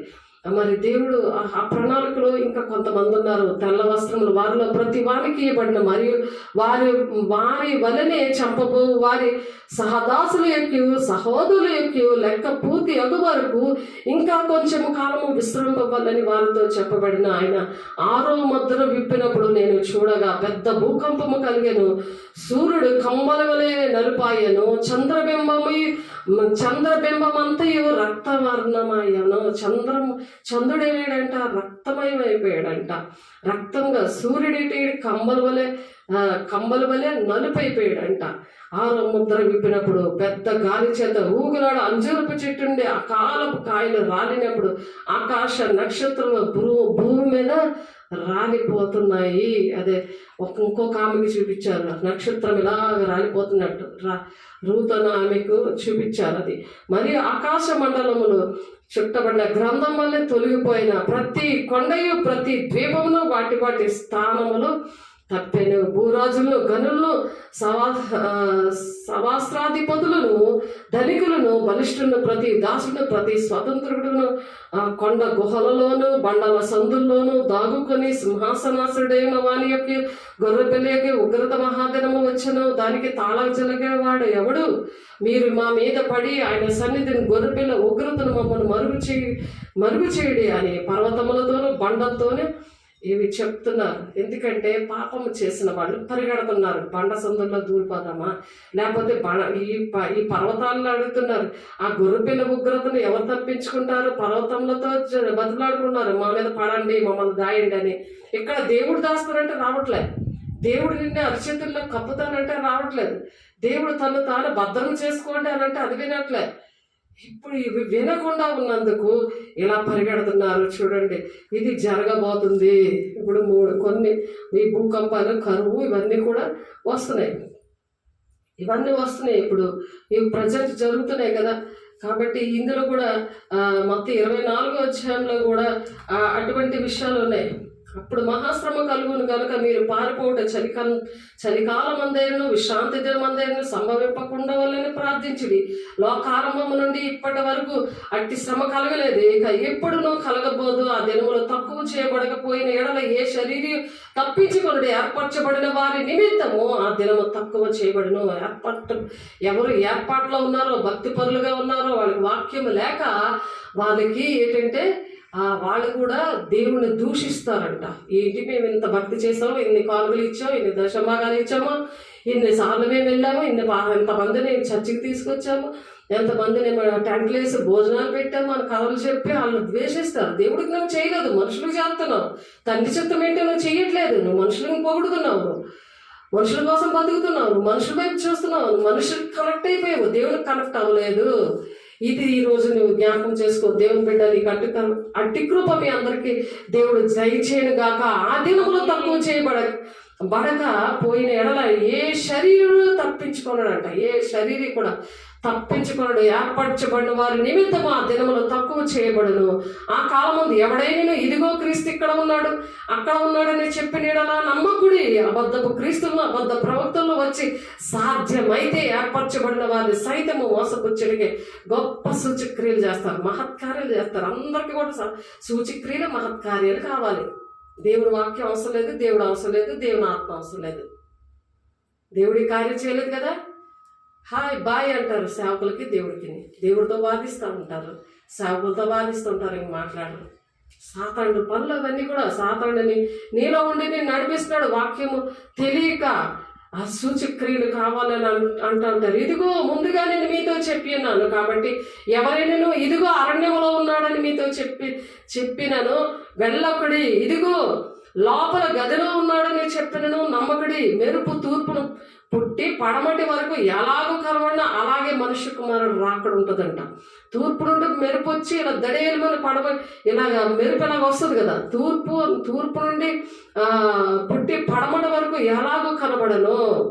మెరుపు వచ్చేటట్టుగా వస్తాడు ఆయన. మరి మనం ఎలా సిద్ధపడాలి? ఎలాగ మనం దేవునితో మాట్లాడే అనుభవం కలిగి సరి చేసుకొని తండ్రి చిత్తాన్ని నెరవేర్చడానికి నా పట్ల నీకున్న ప్రణాళిక ఏంటయ్యా అని అడగాలని దేవుడు ఆశపడుతున్నాడు. దేవుని బిడ్డ ఆ దినమున శ్రమ ముగిసిన వెంటనే చీకటి సూర్యుని కమ్మను, చంద్రుడు కాంతినీయుడు, ఆకాశం నుండి నక్షత్రములను, ఆకాశమందు శక్తులు కదలింపబడతాయి. అప్పుడు శక్తులు బయటకు వస్తాయి. ఇంకా ఆ మధ్యాకాశంలో ఉంటాయి కదా, అవి మనము పోరాడినది శరీరంతో కాదు, దురాత్మ సమూహముతోనూ లోకనాథులతోనూ పోరాడుతున్నావు. మనుషులతోనూ పోరాడి మనుషుల కోసం ఏడుస్తున్నావు. మానేసి వాళ్ళలో చీకట్లో ఉన్నాయి కాబట్టి నేను బాధపడుతున్నారు. కాబట్టి నువ్వు దేవుని వైపు చూడు. గురి ఎత్తుగా పరిగెడితే నీకు ఏది కావాలంటే ఆయన చేసి పడతాడు. వాళ్ళు మార్చాలని ఉంది కదా, వాళ్ళకి బాగుపడాలని ఉంది కదా. కుటుంబము వాళ్ళు బాగు చేయడానికే దేవుడు ఇష్టపడుతున్నాడు. ముందు నీ దేవుడు ఏం చెప్పాడు ఆ పని చేయి. దేవుని మాట విను, దేవునికి లోబడు. దుష్టుని ఆ విధంగా నువ్వు ఎదిరించాలి. మనం ఆ విధంగా నేను ఎదిరించడానికి దేవుడు నాకు ప్రాక్టికల్గా ఈ విషయం నేర్పించాడు. నా సాక్ష్యం అది. కాబట్టి అప్పుడు మనుష్య కుమారుని సూచన ఆకాశం కనబడును. అప్పుడు మనుష్య కుమారుడు ప్రభావంతోను మహామహిమతోను ఆకాశపు మేఘారుడినే వచ్చి చూచి భూమి మీద ఉన్న సకల గోత్రముల వారు రొమ్ము కొట్టుకుంటున్నారు. సకల గోత్రంలో భూలోకంలో ఉన్న వాళ్ళందరూ కూడా అమ్మో దేవుడు వచ్చేసాడు, మేము వెళ్ళలేదే, మేము సిద్ధంగా లేమే, ఏదో కథలాగా వినేసామే, యేసేశ్వరుని రక్తం తీసుకోవడానికి నెలకొకసారి తీసుకున్నామే, ఎడతెగక నన్ను జ్ఞాపకం చేసుకోవడానికి దీన్ని చేయడంటే ఆయన జ్ఞాపకం చేసుకోవడం నెల రోజులకు ఒకసారా, ఒకరేమో సంవత్సరానికి ఒకసారి నా ఇష్టం వచ్చినట్టు నేను ఉంటాను. అమ్మో నాకు ఎంజాయ్ చేయవలసిన బోర్డులు ఉన్నాయి, అవన్నీ ఎంజాయ్ చేయాలి. ఎంత పెద్ద వయసు వచ్చినా ఎంజాయ్ చేయాలండి. లైఫ్ అంటే ఏంటి? ఎంజాయ్ చేయాలండి అని అడుగుతాడు. మీకు ఏది కావాలండి అని అడుగుతాడు. అది ఏం మాటలో అర్థం అవ్వదు నాకు. దేవుని రాజ్యం కట్టడమే నా కోరిక అని చెప్పినప్పుడు వెంటనే సాతానుడు అలా శోధిస్తున్నా సరే, నీకు వాక్యం అనే క్రీస్తున్న బండ మీద నిలబడ్డావు అనుకో, ఎవరు నిన్ను కదిలించలేరు. ఎవరి వైపు నువ్వు తిరగవు. దేవుని గురి ఎత్తుగా పరిగెడతావు. దేవుని ప్రణాళికలోనే ఉంటావు. దేవుని బిడ్డ భూ సంబంధమైన వెతకు, పరలోక సంబంధాన్ని వెతకాలి, ఆ తండ్రి చిత్తాన్ని నెరవేర్చాలని దేవుడు ఆశపడుతున్నారు. లాస్ట్గా మరి యెషయా 65వ అధ్యాయంలో దేవుడు ఒక ప్రణాళిక కలిగి ఉన్నారు. ఈ గ్లోరీ గాస్పెల్ చర్చ్ ఆర్గనైజేషన్ విషయంలో. యాకోబు నుండి సంతానమును, యూదా నుండి నా పర్వతములను స్వాధీనపరచుకుని వారిని పుట్టించదను అని చెప్తున్నాడు ఇక్కడ. ఇది గ్లోరీ గాస్పెల్ చర్చ్ ఆర్గనైజేషన్ విషయంలో దేవుడికి ఉన్న ప్రణాళిక, దేవుడు మాట్లాడిన విషయం నాతోటి. కాబట్టి నేను ఏర్పరచుకున్న వారు దాన్ని స్వతంత్రించుకుందరు. దేవుడు ఎవరినైతే ఏర్పాటు చేసుకున్నారో, ఫ్యాకల్టీ ఉన్నారు కదా, ఇక్కడ ఇలా జరుగుతుందని గ్లోరీకి చూపించారు. నా కుమార్తెకి నా పాపకి నేనే బాప్తిసం ఇవ్వడం జరిగింది. దేవుడు మరి ఆ బిడ్డకి చూపించారు. నేను తనకు చూపించాలని ప్రార్థన చేయలేదు. తండ్రి చిత్తం నెరవేర్చడానికి, ప్రభా మా పట్ల నీకున్న ప్రణాళిక నెరవేర్చబడడానికి ఎవరు సహకారంగా ఉంటారు, వాళ్ళతో మాట్లాడే ప్రభా అని ప్రార్థన చేశాను అంతే. మమ్మీ ఇలాగా నాకు దేవుడు చూపించారని చెప్పింది ఆ రోజు. కాబట్టి దేవుడు ఇక్కడ ఎలాంటి పరిచయం జరుగుతుందో ఆ విషయాలు చూపించారు. చనిపోయిన వాళ్ళు బ్రతుకుతున్నట్టు, వాళ్ళని బ్రతికించినట్లు, మరి ఇక్కడ 3 వ్యాన్లు ఉన్నట్టు ఇవన్నీ కూడా చూపించారు. తండ్రి ప్రణాళిక దానికి సహకరించాలి. ఎందుకంటే సంఘం వేసే శరీరము కదా, ఆ శరీరంలో అవయవాలుగా ఉన్న బిడ్డలు ఎవరున్నారో మరి తండ్రి చిత్తం నెరవేర్చడానికి ఇష్టపడిన వాళ్ళు, వాళ్ళ కోసం దేవుడు మాట్లాడుతున్నారు. నన్ను గూర్చి విచారణ చేసిన నా ప్రజల నిమిత్తము. ఆయన ప్రజలు ఎవరున్నారో షారోను గొర్రెల మేత భూమి అవుతారట. షారోను గొర్రెల మేత భూమి, ఆ భూమి ఇదంతా కూడా దేవుడు ఇచ్చాడు. దేవుని బిడ్డలారా, దేవునికి మహిమ కలుగును గాక. ఎంతో ఆశ్చర్యం అనిపించింది ప్రార్థన చేస్తే దేవుడు ముఖాముఖిగా మాట్లాడిన విషయాలు. నన్ను గూర్చి విచారణ చేసిన నా ప్రజల నిమిత్తము షారోను గొర్రెల మేత భూమి యగును, ఆ కోరులోయ పశువులు పరుండు స్థలముగా ఉండును. యెహోవాను విసర్జించి నా పరిశుద్ధ పర్వతమును మరచి గాదులకు బల్లను సిద్ధపరచు వారులారా, అదృష్ట దేవికి పానీయార్పణగా నర్పించు వారులారా, నేను పిలువగా మీరు ఉత్తరం ఇయ్యలేదు. విగ్రహారాధన, ఇంట్లో మనుషుల్ని విగ్రహంగా చేసుకోవడం, ఉద్యోగాన్ని విగ్రహంగా చేయడం, దేవునికి స్థానం ఇవ్వకుండా దేవునికి ప్రార్థన చేయడానికి టైం లేదు, సేవకులకు ఫోన్ చేయడానికి టైం లేదు, దేనికి టైం లేదు అసలు. కాబట్టి అటువంటి వారి విషయంలో నేను పిలువుగా మీరు ఉత్తరం ఇయ్యలేదు, నేను మాట్లాడగా మీరు ఆలకింపగా నా దృష్టికి చెడ్డనైన దాన్ని చేసి తిరిగి మీరు ఆలకించలేదు. మీకు దేవుడు ప్రణాళిక ఏంటో చెప్తే, మీ సేవకులు చెప్పి మీకు ఫోన్ చేస్తే మీరు ఆలకించలేదు, మీరు పట్టించుకోలేదు, రెస్పాండ్ అవ్వట్లే. కాబట్టి నేను మాట్లాడగా మీరు ఆలకింపగా నా దృష్టికి చెడ్డదైన దాన్ని చేసి తిరిగి నాకు ఇష్టము కాని దాన్ని కోరి తిరిగి. దేవునికి ఇష్టమైనది ఏంటి? భూ సంబంధమైన కాదు, పరలోక సంబంధమైనవి దేవుడికి ఇష్టం. భూమి మీద ఉండిపోతావా? అవన్నీ చెయ్యాలంటే నువ్వు ముందు పరలోక సంబంధాన్ని వెతుకు, అప్పుడు భూ సంబంధమైన నీకు ఏది కావాలో ఆయన ఇస్తానంటున్నాడు. మరి ద్రాక్షవల్లి నేను, నాకు వేరుగా మీరు ఫలించలేరు అని ఉంది కదా, నా ఎందు మీరు మీ అందు నా మాటలుంటే ఏది ఇస్తాను అంటున్నాడు. ఏది అడిగితే అది ఇస్తానంటున్నాడు. నాకు ఇష్టమైనవి చేస్తే మీకు ఏది కావాలో అడగండి నేను ఇస్తానంటున్నాడు. 1 యోహాను 3వ అధ్యాయం 21వ వచనంలో. కాబట్టి ఆయనకి ఇష్టమైంది చేయమంటున్నాడు ఇక్కడ. నేను మాట్లాడగా మీరు ఆలకింపక నా దృష్టికి చెడ్డదైన దానిని చేసి తిరిగి నాకు ఇష్టము కాని దాన్ని కోరారు మీరు. కాబట్టి నేను ఖడ్గమును మీకు అదృష్టముగా నియమించుదును, మీరందరూ వదకు లోబడుదురు. మరణం ఏలుబడి చేస్తుంది. అందుకే సింహాలు అందుకే కనబడతాయి, పాములు అందుకే కనబడతాయి, మరి మరణకరమైన మృగాలు కనబడతాయి. ఆ మృగము వంటి జీవితాలు అంత్యక్రీస్తుకున్న లక్షణాలు అనమాట అవి. ఆ మృగము సముద్రంలోంచి బయటకు వచ్చినట్టు ప్రకటన 13వ అధ్యాయంలో ఉంటుంది కదా. ఆ మృగము లాంటి జీవితం, అంటే జంతువులాగా, ఒక మృగములాగా నువ్వు ప్రవర్తిస్తున్నావు, నువ్వు మాట వినట్లేదు. అదే దానికి అది మృగంలాగా ఉంటుంది కదా, అరుస్తుంది, కేకలేస్తుంది, మరి మనుషులు కుమ్మేయడము, మరి ఆ లోకము, సముద్రం అంటే లోకము, ఆ లోకంలో తిరుగుతున్న వాళ్ళకి గూండాయిజం చేస్తారు, చనిపోతారని ధమ్కీలు ఇస్తారు. వాళ్ళు అలాగా ఆకట్టుకుంటారు. తల్లిదండ్రులు ఏంటి, కొడుకు ఏంటి, మరి కోడలు ఏంటి, ఎవరైనా సరే కుటుంబంలో అయితే, దేశంలో అయితే ఇటువంటివి జరుగుతున్నాయి. దేవుని బిడ్డలారా, నేను మాటలాడగా మీరు ఆలకెంపక నా దృష్టి చెడ్డదేని దాన్ని చేసి తిరిగి నాకు ఇష్టం కానీ దాన్ని కోరి తిరిగి నేను ఖడ్గం మీకు అదృష్టంగా ఇస్తానంటున్నాడు దేవుడు. నియమించిన మీరందరూ వదకు లోబడుదురు కాబట్టి మరణం అనేది అలాగే ఏలుబడి చేస్తుంది. కావున అనారోగ్యాలకు ముందు బీపీలు, షుగర్లు ఇవన్నీ ఏంటి చీకట్లో దుష్టుడు పెట్టిన మాపానికి మరణం జీతం మరణం కదా, అజ్ఞాతిక్రమం పాపము, పాపాన్ని జీతం మరణం అంటున్నాడు కదా. అవి దాన్ని బట్టి నా సేవకులు హృదయానందము చేత కేకలు వేసేద్దరు కానీ మీరు చింతాక్రాంతులే ఏడుదురు, మనోదుఖం చేత ప్రలాపిస్తారు. ఏడమే బ్రతికైపోద్ది. ఇంకా సంతోషంగా ఉంటారు నీ సేవకులు.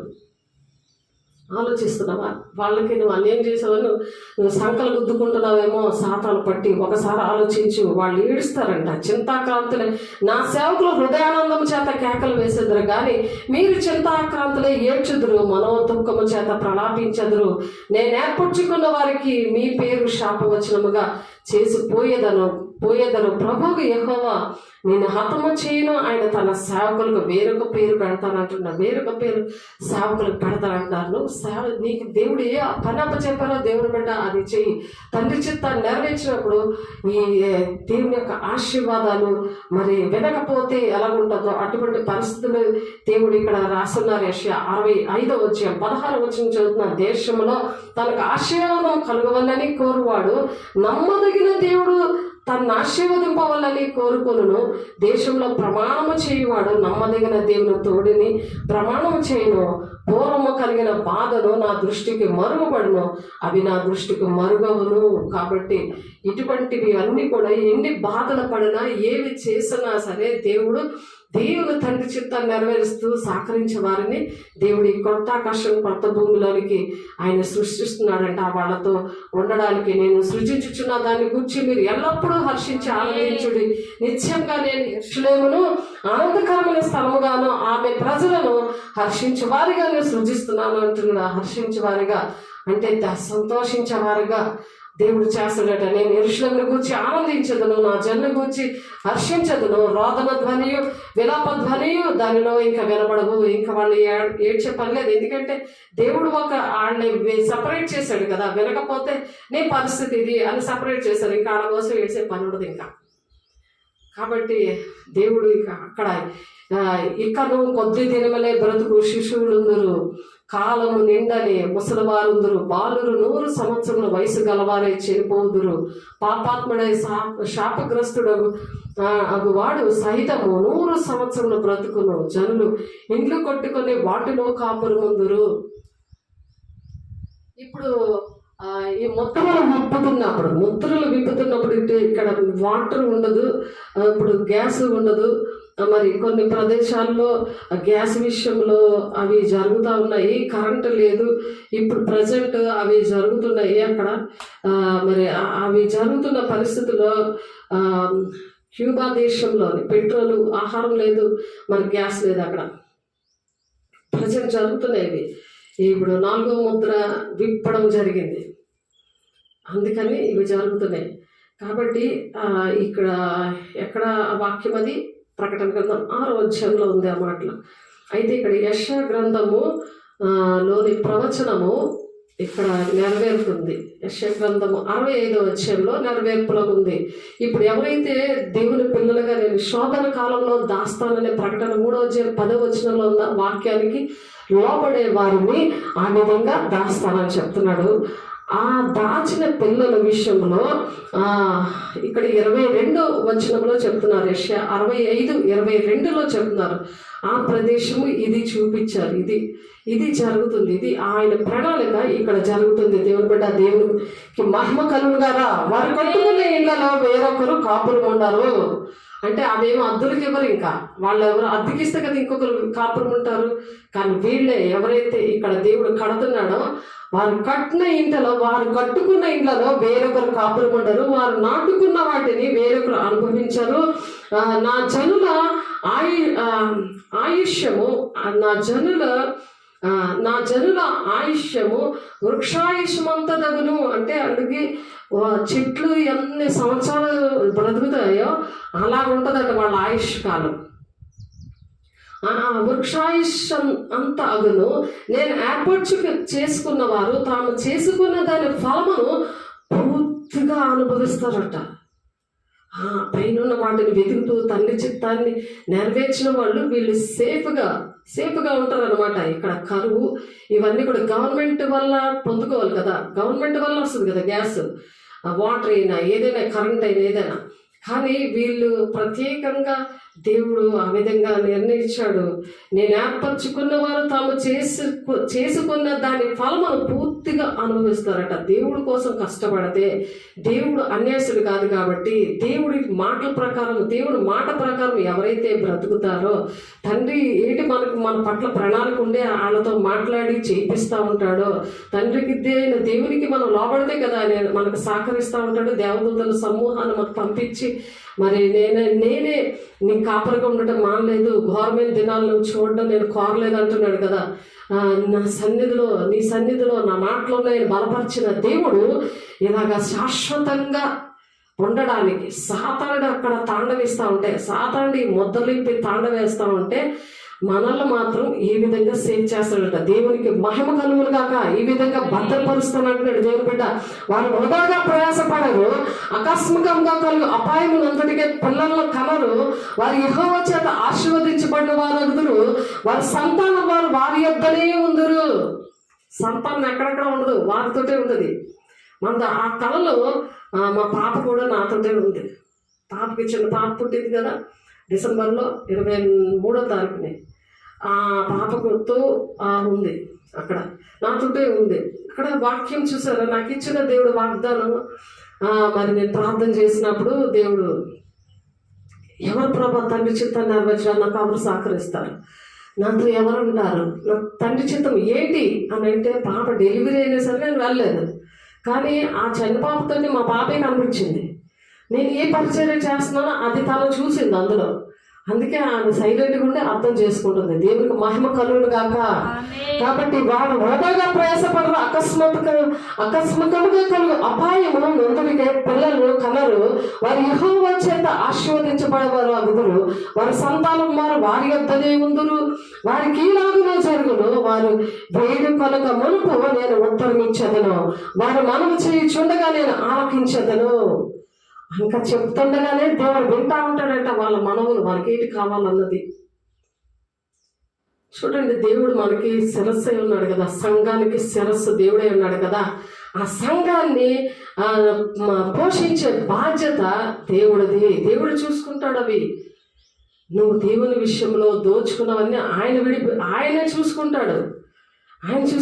తోడేళ్లను గొర్రె పిల్లలను కలిసి మేయును, సింహము ఎత్తువలే గడ్డి తినును, సర్పమునకు మన్ను ఆహారముగాను, పరిశుద్ధ పర్వతములో అవి హాని అయినను నాశనమైనను చేయకుండాను అని యెహోవా సెలవిచ్చుచున్నాడు. అంత ప్రేమతో దేవుని రాజ్యాన్ని కట్టేవారిగా, ఒక పరలోక రాజ్యముగా, ఒక కృతాకాశం కొత్త భూమిగా వాళ్ళలో సేవ్ చేస్తాడు.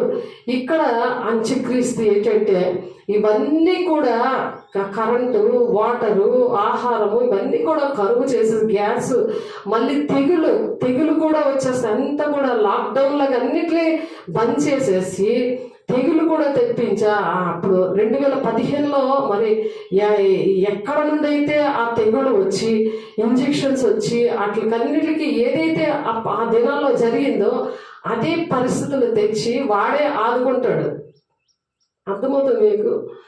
ఏదైతే వాడు శ్రమ పెట్టాడో, ఏవైతే వైరస్ను పంపించాడో దానికి తగినట్లు మందులు కూడా పంపించాడు ఆ దినాల్లో 2015లో.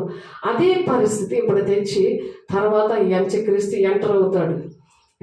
యెరూషలేము మందిరమును కట్టడము ఇవన్నీ కూడా మీకు ప్రొవైడ్ చేస్తాను అనడము, వాడిని అలాగా ప్రజల్లో ఆకట్టుకొని మీ ప్రజలకు నేను శాంతి చేస్తానని చెప్పడం ఇవన్నీ కూడా జరగడానికి మరి 2030లో వాడు ఎంటర్ అవడానికి మరి ఇవన్నీ కూడా చేస్తున్నాడు. కాబట్టి మనం ఎంత దగ్గరలో ఉన్నామో ఆలోచించండి.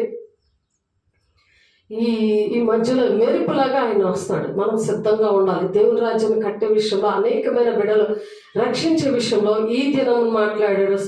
సంఘంలో మరి దేవుని పరిచర్యకి బలంగా పనిచేస్తున్న దేవుని బిడ్డతో దేవుడు మాట్లాడాడు. దేవునికి మహిమ కలుగును గాక. సాకార్ల పేర్లు జీవ గ్రంథంలో ఉంటాయని మన ఫిలిప్పి 4:3 ఉంది కదా. దేవుని బిడ్డ వింటున్నావు, మరి తీర్మానం చేసుకో. మరి దేవుని రాజ్యం సమీపించింది. నేను ఇంకో వాక్యాన్ని లోబడతాను, సేవకు లోబడుతుంది. దేవుడు నా పట్ల ఉన్న ప్రణాళిక, నీ పట్ల ఏముందో మరి నీకు తెలుసు, నాకు కూడా తెలుసు. కాబట్టి ప్రతి ఒక్కరి కోసం చెప్పాలంటే టైం చాలదు. కాబట్టి ప్రతి ఒక్కరు కూడా ఆన్లైన్లో ఉన్న దేవుని బిడ్డలు, ఆత్మీయ బిడ్డలు, ఆఫ్లైన్లో ఉన్న దేవుని బిడ్డలు, ప్రతి ఒక్కరూ అన్ని మరి మొత్తం కులం భేదం లేకుండా దేవుడు మాట్లాడుతున్నాడు. ప్రతి ఒక్కరు కూడా ఎవరి విషయంలో, కరెంటు విషయంలో ఎవరు కూడా ఆశ పడకుండా, వాటర్ విషయంలో అన్నీ కూడా మనమే అన్ని దేవుడు ప్రొవైడ్ చేస్తాడనమాట. వారికి అన్నీ కూడా అలా సమృద్ధిగా ఇవ్వడానికి దేవుడు ఇష్టపడి ఈ మాటలు చెప్తున్నారు. అది దేవుని రాజ్యము కట్టే వారి విషయంలో దేవుడు ఆ విధంగా భద్రము చేయడానికి ఇష్టపడుతున్నాడు. కాబట్టి దేవుడికి మహిమ ఘనత ప్రభావాలు చెల్లిస్తూ ప్రార్థన చేద్దాం. పరిశుద్ధమైన దేవ, మహిమ గల దేవ, అభిషక్తుడైన ఆయన తండ్రి తీర్పు దినములనైనా మనము ధైర్యం కలుగునట్లు దీనివల్ల మరి నా తండ్రి ప్రేమ మనలో ఆయా పరిపూర్ణము చేయబడి ఉన్నదని చెప్తున్నావు ప్రభా. కాబట్టి నాయన మీరు ఆయన ఎట్టివాడే ఉన్నాడో మనము కూడా ఈ లోకంలో అట్టివారమై ఉన్నామని చెప్తున్నావు తండ్రి. నాయన అయ్యా నా తండ్రి, మీరు నాయన మీరు ఎలా ఉన్నారో అలాగా మేము కూడా బ్రతకాలని, అయ్యా మీతో కలిసి యుగగాలు మేము జీవించాలని, కొత్త ఆకాశం కొత్త భూమి నాయన మా కోసం నా తండ్రి మూడు ట్రిప్పులు ప్రభా. మొదటి అయ్యా సృష్టిని చేసావు ప్రభా. అయ్యా మూడవ సృష్టి రావడానికి సిద్ధంగా ఉంది ప్రభా. దానికి సిద్ధపరచండి. అనేక మందిని సిద్ధపరచడానికి నీ మాటలు ప్రతి ఒక్కరిలో 100 ఫలింపదయించండి ప్రభా. పరిశుద్ధాత్మడానికి వందనాలు. మహిమగల దేవ, అయ్యా మీరు వచ్చి మాట్లాడారు ప్రభా. నీ పిల్లలతో మాట్లాడావు, మాతో మాట్లాడావు ప్రభా. నీ కోట్లాది వందనాలు, స్తోత్రాలు చెల్లిస్తున్నాను తండ్రి. మహిమగల దేవ, హృదయాన్ని కదిలింపదయించండి ప్రభా. అయ్యా కన్నీటి ఆత్మతో ప్రభా నాయన పాపములు ఒప్పుకొని దిద్దుబాటు చేసుకొని నీ ఆజ్ఞను పాటించే ప్రభు, నీ సావుకు నేను సహకరించడానికి సాకార్ల పేర్లు జీవ గ్రంథంలో ఉంటాయని చెప్తున్నా ప్రభా. అయ్యా నా తండ్రి, నేను అలా దొంగలిస్తే దేవుని డబ్బులు శాపగ్రస్తులు అని చెప్తున్నా ప్రభా. ఆ శాపం నుండి విడిపించండి, ఆ దుష్టు నుండి విడిపించండి, ఆ బంధకాల నుండి విడిపించండి. నీ పని చేయడానికి సహకరించడానికి అయ్యా మీరు కృప చూపిస్తున్నందుకు, మీరు నడిపిస్తున్నందుకు, అయినా వారు వినకపోయినా నువ్వు చెప్పని వేసుకెళ్తూ చెప్పిన విధంగా నా తండ్రి నువ్వు నడిపిస్తున్నావు ప్రభా. నాయన అయ్యా మీకు వందనాలు ప్రభా. మీరు ప్రతి ఒక్కరితో మీరు మాట్లాడారు ప్రభా. అయ్యా మీరు ఎంతగా ప్రేమిస్తున్నారని బిడ్డలు ప్రభా. అయ్యా మమ్మల్ని ఎంతగా ప్రేమిస్తున్నావు ప్రభా. నాయన అయ్యా మాకు ఎలాగ నా తండ్రి తీసుకొని వస్తున్నావో, ఏ విధంగా ఏ మాటలు చెప్పాలో అవి ఎలాగనైనా మమ్మల్ని బలపరుస్తున్నావో తండ్రి. నాయన అయ్యా మీకే వందనాలు, స్తోత్రాలు. పాట ద్వారా, వాక్యం ద్వారా అయ్యా మమ్మల్ని బలపరిచావు, స్థిరపరిచావు ప్రభు. ప్రతి ఒక్కరు కూడా అయ్యా నీతో కలిసి జీవించాలని అయ్యా నా తండ్రి ఆది నుంచి ప్రణాళిక కలిగి ఉన్నా ప్రభా. ఆ దుష్టుడి మీద అణగగొట్టడానికి వస్తున్నారు అయ్యా. వాడిని ఆయన తండ్రిలోనే అగ్నిగుండంలో వేయడానికి ప్రభా మీరు వస్తున్నారు ప్రభా. మేము సిద్ధపడడానికి అయ్యా పెనుకుమార్తె సంఘముగా ప్రతి క్షణము మేము సిద్ధపడడానికి ప్రభా. పరిశుద్ధుల ఓర్పు ఇందులో కనబడతాదని చెప్తున్నా ప్రభా. పరిశుద్ధాత్మడానికి వందనాలు, అభిషక్తుడానికి వందనాలు. సమస్తము నీ ఆధీనంలో పెట్టుకొని ప్రభా ఇంకా అనేక విషయాలు మాతో మాట్లాడి నీ సాక్షిగా నిలబెట్టుకుంటున్నందుకు, విన్న వాక్యాన్ని 100 ప్రతి ఒక్కరిలో ఫలింపు దయచేసి ప్రతి ఒక్కరిని మీ సాక్షిగా నిలబెట్టుకుంటున్నాను. మీకే కోట్లాది వందనాలు, స్తోత్రాలు చెల్లిస్తూ వేసే పరిశుద్ధ నామంలో బ్రతుకులాడు వేడుకుంటున్నాం మా ప్రియ పరలోకపు తండ్రి. ఆమేన్, ఆమేన్. తండ్రి యొక్క దీవెన, కుమారుని యొక్క కృప, పరిశుద్ధాత్మ యొక్క నిత్య సావాసం సదాకాలము తోడయండి నడిపించిన కాక. ఆమేన్. దేవునికి మహిమ కలుగును గాక. ఆమేన్. God bless you. దేవుడు మిమ్మల్ని దీవించి ఆశీర్వదించును గాక. ఆమేన్.